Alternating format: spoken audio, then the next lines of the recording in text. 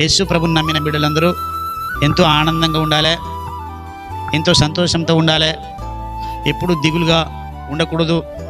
ప్రియమైన వాళ్ళరా, కష్టాలు వస్తూ ఉంటాయి, కొన్ని సందర్భాల్లో నష్టాలు కూడా వస్తాయి, నిందలు వస్తాయి, అవమానములు వస్తాయి.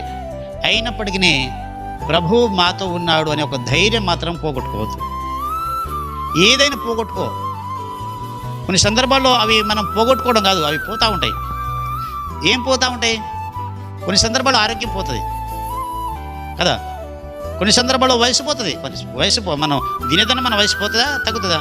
అంటే వయసు పోతుంది, ధనం కూడా పోతుంది, కొన్ని సందర్భాల్లో ఆరోగ్యం పోతుంది, పదవులు పోతాయి, కొన్ని సందర్భాలు ఉద్యోగాలు పోతాయి, కొన్ని సందర్భాలు నిందలు వస్తాయి, కొన్ని సందర్భాలు అవమానాలు వస్తాయి. ఎన్నో జీవితంలో జరుగుతూ ఉంటాయి ఆటుపోటులు. అయినా కూడా